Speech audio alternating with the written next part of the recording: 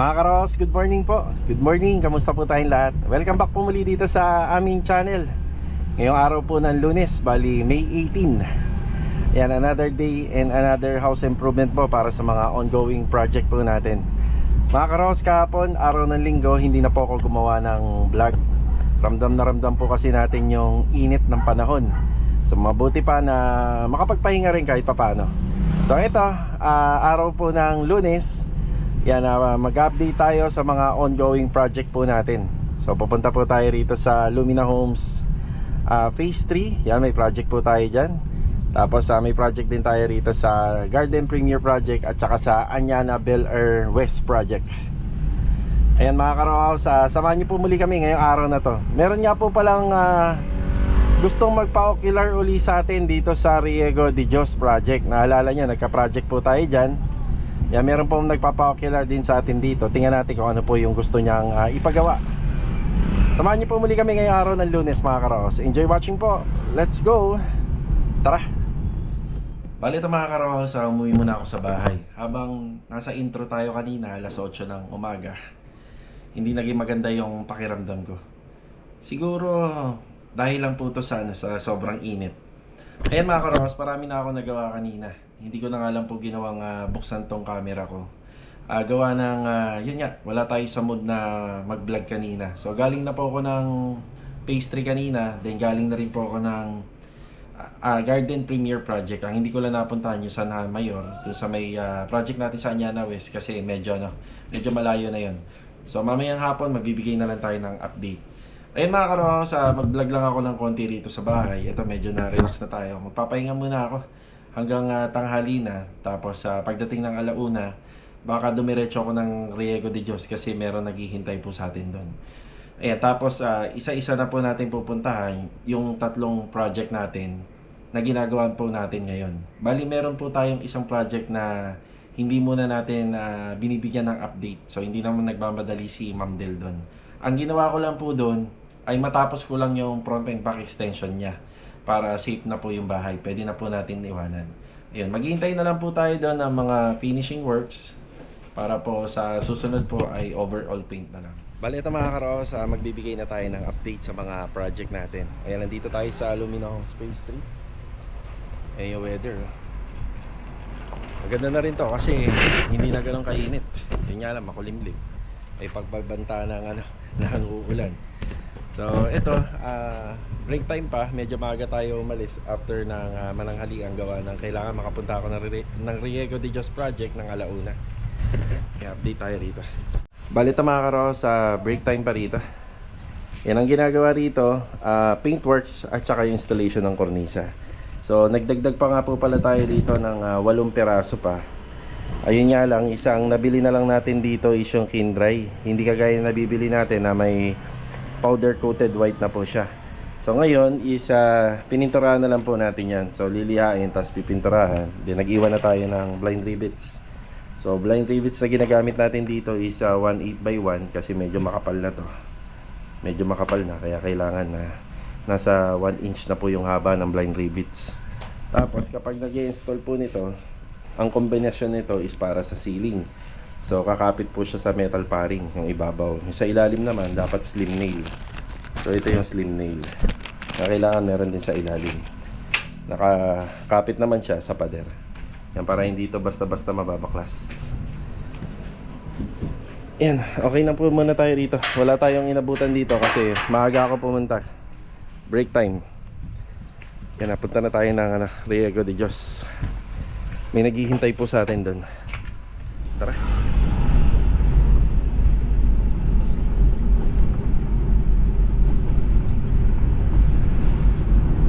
Dito na tayo sa Riego de Dios. Magandang araw nga pala kay Ma'am Catherine at saka kay Sir Mark na naging client namin dito. Ayan o. Hintayin ko lang po yung nagpapa-ocular. Tsaka kay Chip. Ayan o. Tagal din kami nagkakilala yan ni Chip simula nung gumawa kami rito. May possibility pa naman na makakabalik po kami rito at makakagawa.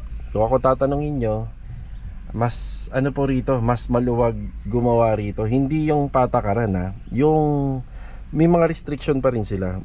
yung the way ng workflow, mas maluwag, di ba? Malalaki kasi yung bahay din dito, yung lote. Kaya may stock file tayo. Yan, hintayin ko lang po yung magpapa-ocular dito. Yan, pagkatapos natin dito, pupunta tayo ng Garden Premier Project. Tapos, huli tayo mag-update sa may Anyana West. Kasi yung mga workers doon, nagbabike lang po sila. Pero, yung pagpasok nila, naghatid sa kanila si Louie gamit yung kolong-kolong. Ako naman, dahil doon naman ako nagbibigay ng last update natin tuwing araw-araw, yan, hinatid ko na po sila dito kay Mulong. Pauwi po ng bahay. Waiting lang tayo kay client.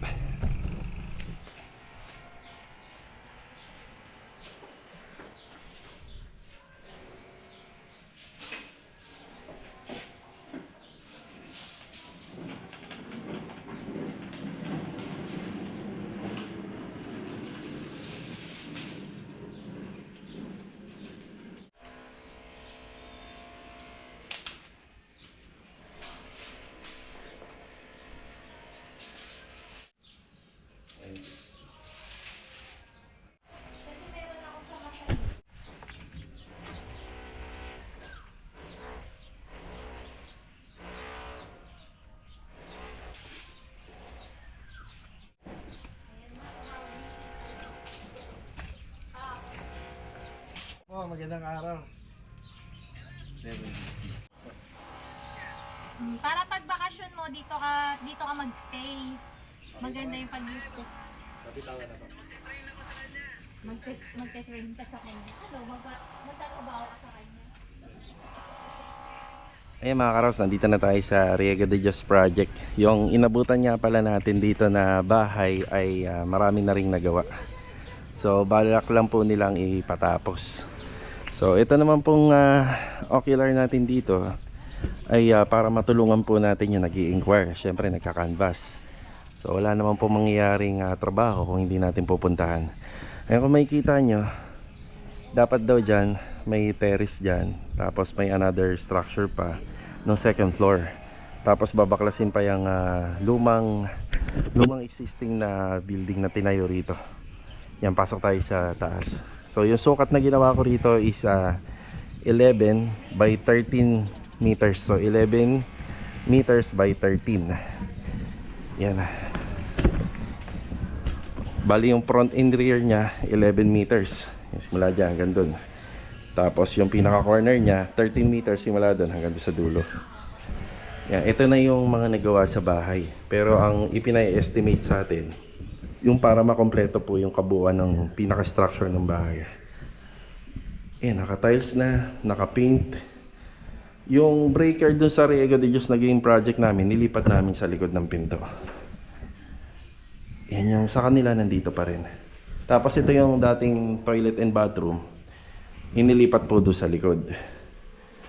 Medyo malaki pa yung storage na to. Ito ang ginawa namin dito mga karos, ginawa namin storage. Tapos nandito yung TV console.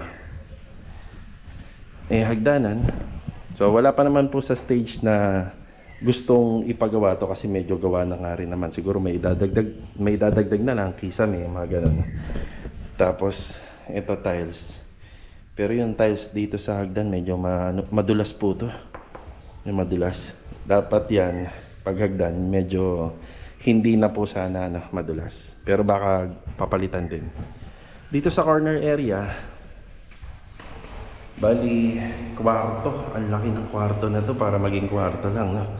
Pero malaki siya kasi kadalasan po kasi kung maglalagay tayo ng kwarto rito sa first floor, yung saktong-sakto lang po sana yung laki. Pero ito medyo malaki talaga.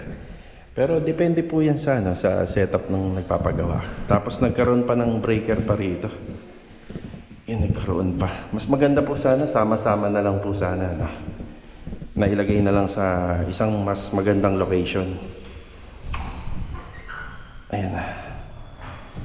Yan, bali yung vlog natin dito mga karos, hindi para tingnan yung mali. Dinidiscuss lang natin kasi yung may-ari po ng bahay nanonood lagi sa atin. Yan, pero hindi naman po natin pakikialaman yung mga nagawa na rito kasi tapos na. Yan.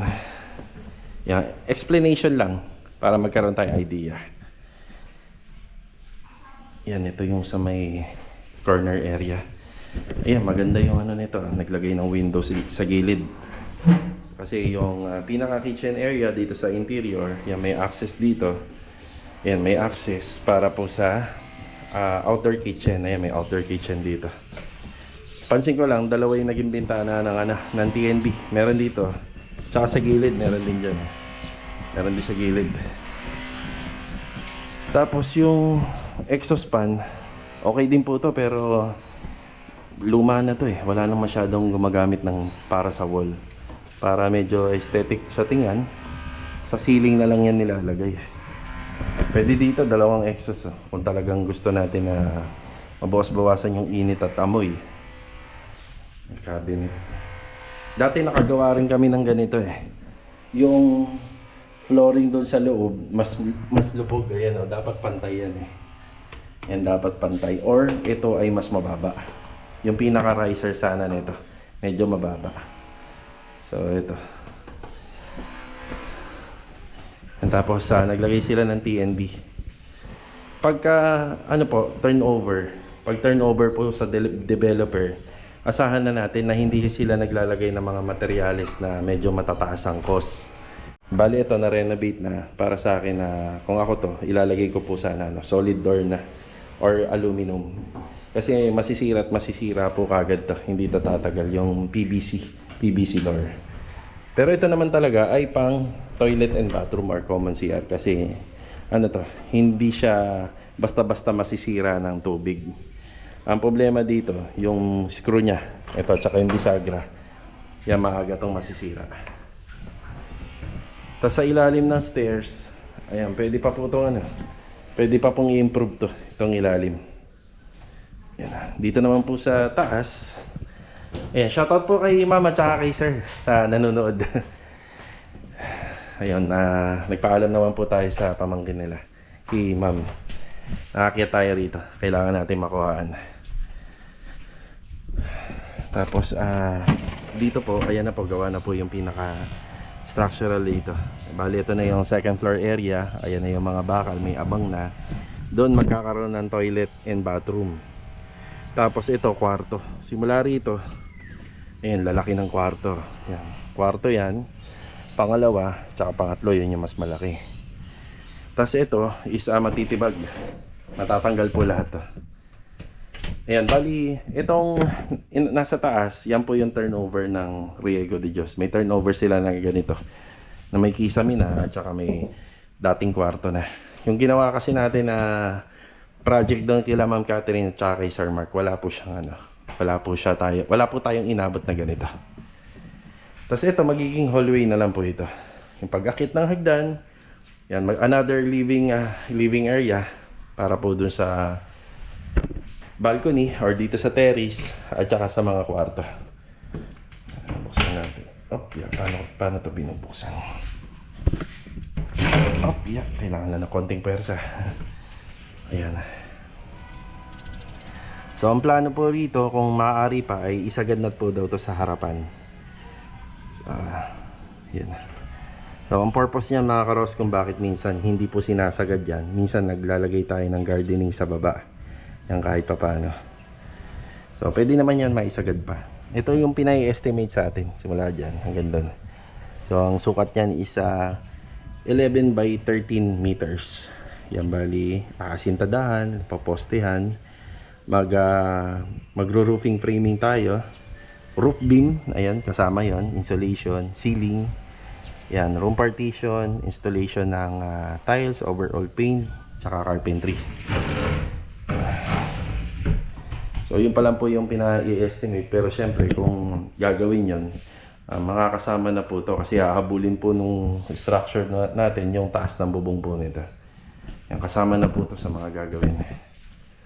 At saka yung pagde-dismantle at saka yung pagde-demolish. Yan, double check ko kung sinara ko. Sarado. Yan, okay na po tayo rito. Pero hindi naman po to agad-agad magagawa kung magkakasundo. Siyempre may mga line up tayo na nagpapagawa rin sa ating renovation. Okay na po tayo rito mga karohas. Yung nakausap ko nga po pala rito si Ma'am Rachel. Ayan, maraming salamat po sa oras. Nung 2024 pa po pala na tayo nila kinokontak. Ayan, nagkaroon tayo ng project dito. Ayan, nahanap tayo. Bali mga karohas, ang minimum na friend list lang po sa Facebook ay 5,000. Pero yung nagme-message po sa atin sa inquiry, sobrang dami na po, kaya minsan hindi na po natin nabubuksan at nababasa. Ayan, shoutout na rin po kay Sir Hiner na lagi pong nanonood po ng vlog natin. Ayan sir, maraming salamat po at nakadalaw po ako dito sa bahay po ninyo. Ayan, maraming salamat. Ayan, magpapasa na lang po tayo ng quotation sa kanila. Tapos yung bahay po pala na yan ay kailangan po ng architectural. Ayan, kung sakaling matutuloy kami, kailangan po natin magpagawa ng plano tungkol dun sa structural sa second floor. Yan. Let's go mga karos. Magpupunta ako sa Garden Premier Project. Tara.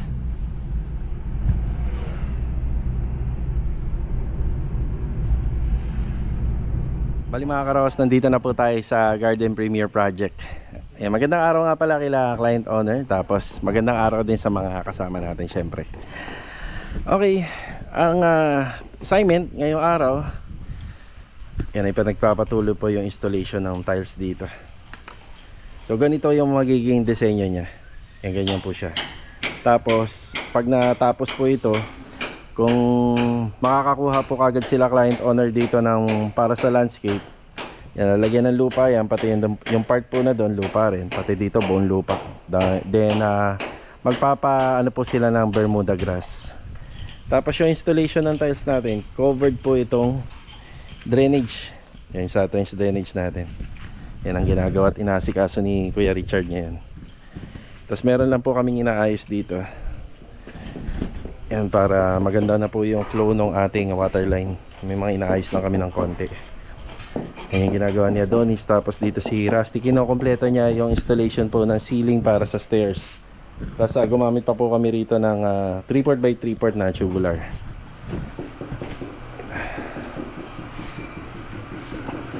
Tapos naman dito, bali halos tapos na yung installation ng tiles dito from floor to ceiling sa wall tiles.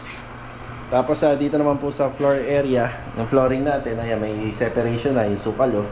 Bali kapag may sukalo, mas maganda po may isa pang drainage. So ito, maliit na floor drain na lang yung ginamit namin dito, 10 by 20.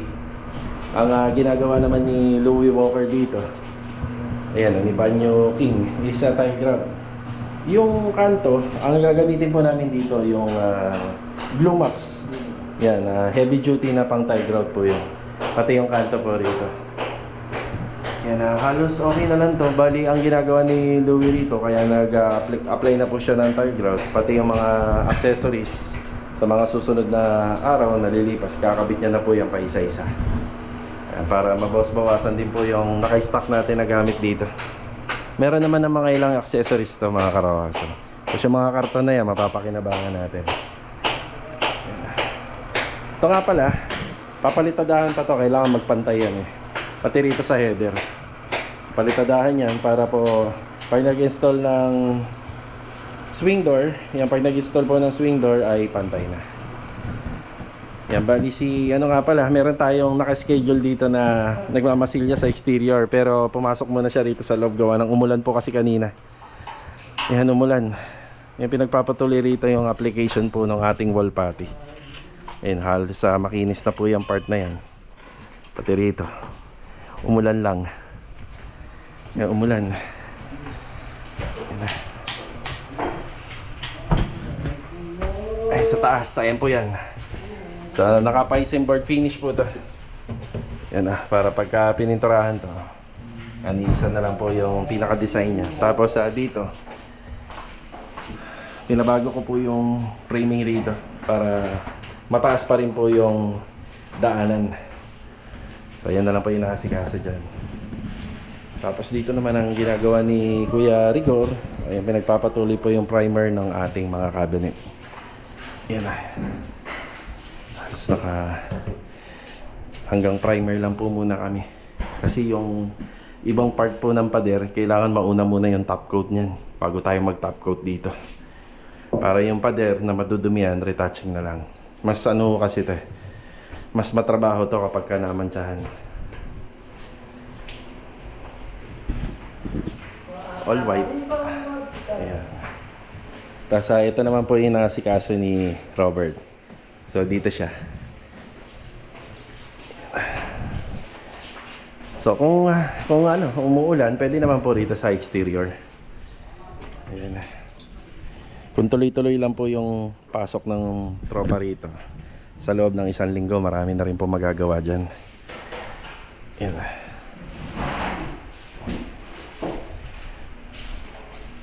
Skim coat yung ginagamit natin dito. Tapos yung ano nga po pala na to, may gasa tape yung mga kanto. Skim coat na may, ano ba yun? Stickwell. Skim coat na may stickwell. Tapos yung mga dugtungan yun din po.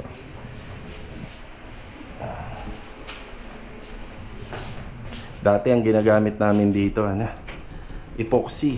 Yan sa mga ganito. Pero katagalan bumibiyak pa rin.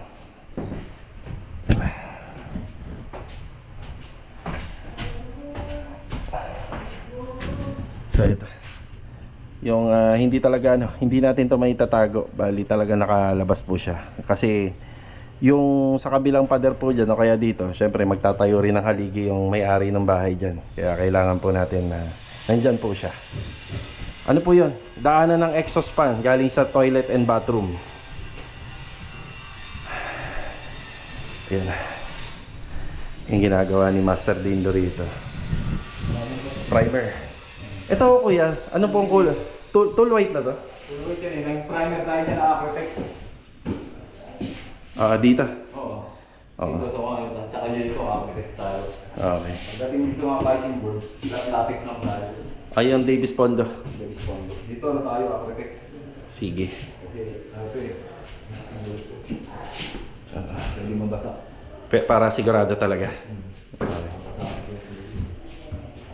Tapos yung pintura natin dito, MCS semi-gloss, semi-gloss po, semi-gloss. Okay, bali si client, gusto niya muna pag natapos to, magdadala daw sila ng gamit dito, mag-i-stock na. Kasi ang usapan naman po namin dito, yung mga gamit na mga ipapakabit niya, kailangan nandito na. Ito yung kuya, sample, Ayun na. Cornisa. Ang kulang pa po rito itong aircon, window type. Tapos kasama po siya sa mga finalization namin itong mga bubong.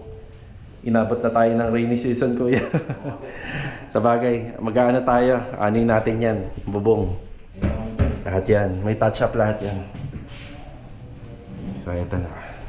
Bali, mag-usap uli kami ni client kasi papipiliin ko uli siya ng vinyl. Yung vinyl na ikakabit dito, bali ano po siya yun, 30 by 30. So kung matatapos naman po ni Kuya Dindo naman to, doon lang po tayo magpapaschedule ng installation ng vinyl. Yan sila Louie, pwedeng si Louie, si Ricky or si Kuya Richard ang magkakabit. Yan dito.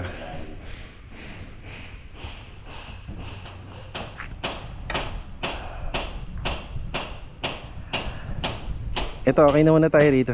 Yan, diretso tayo ngayon sa Anyana, Bel Air West. Yan yung lagay ng weather natin na mukhang uulan pa. Yan, doon ang huling update natin. Gawa ng isasabay na rin po natin yung mga gumagawa ron.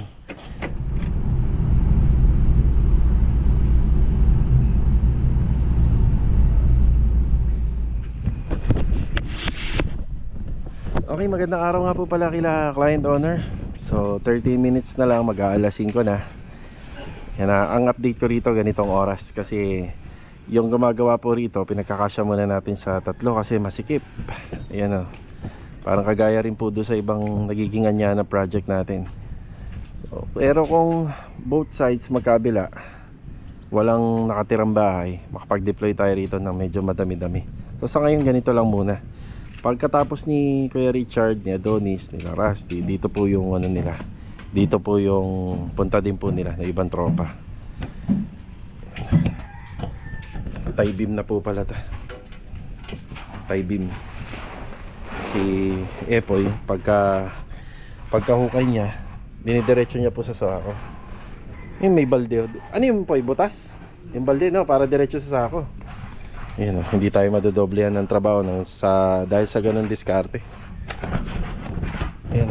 So, ang nasa plano is 120 by 120 cm. So, yung squareness po nito, 120 by 120. Yung depth niya, yung lalim is 120. So, ito, load bearing. Bubuhat po siya ng mabigat. Ibig sabihin, structure natin dito, nakabiga pa yan, tapos may slab.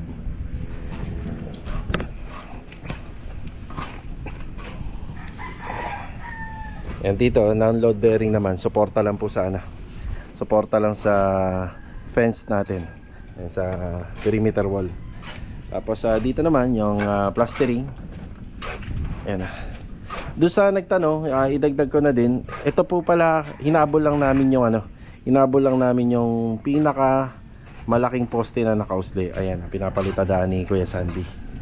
Yan, hinabol lang po natin yan. Kasi kapag inasintadahan natin, wala na tayong wall footing, yun yung una. Pangalawa, ano pa po siya rito? Uusli pa yung asintada. Kaya liliit na lang po ito. Ang pinaka final na sukat nga pala nito nasa 176 cm. Yan yung kinuha natin. Tapos ito, gibana. Yan, tanggal na po yan. Yan. May ano naman tayo? May pinolik board. Tapos yung pinolik board po na yan ay magagamit natin sa rito, sa iba pang pamorma. Siya nga pala, magdadala tayo ng rito, yung mga nasa bodega. Magdadala po tayo ng mga coco lumbers na pwede pang gamitin, at saka mga pamorma ng mga hollow board. Yung hollow board na yun siguro ano na lang siya rito hanggang sa matapos siya rito, at saka dun sa division ng new lip. Ayan, hanggang dun na lang po yung pinakabuhay niya. Yan. Siyempre may expiration din. Ilang beses nang ginamit eh. Pwede pa naman siya na gamitin, pero baka hindi na maging maganda yung quality.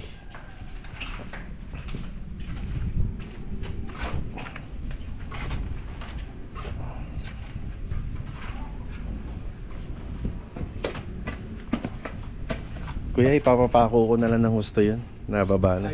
Yung pinolik board. Yan, pinapatapos lang namin kay Kuya Richard yung installation ng tiles doon sa may Garden Premier project. Pagkatapos nun, yan, magiging 4 na po sila rito. Tapos sila Donis, may mga ginagawa pa sila siguro hanggang Martes or Miyerkules. Yan, nadadami na sila rito. Ito, hindi ko pa mapasimulan po kagad dahil dyan nga po natin nilalagay yung materyales. Wala, kung maganda nga lang po sana nakuha natin to, no? Yung kung po natin, nahiram natin kahit papano yung area na yan. Nandyan yung graba, nandyan yung buhangin, nandyan yung hollow blocks, yung mga bakal nandyan din. So yan, agawa kagad sana natin ta.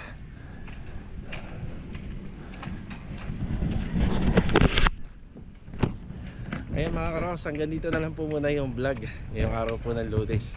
Yan, maraming salamat po sa inyong walang sawang pagbisita dito at panonood dito sa aming channel.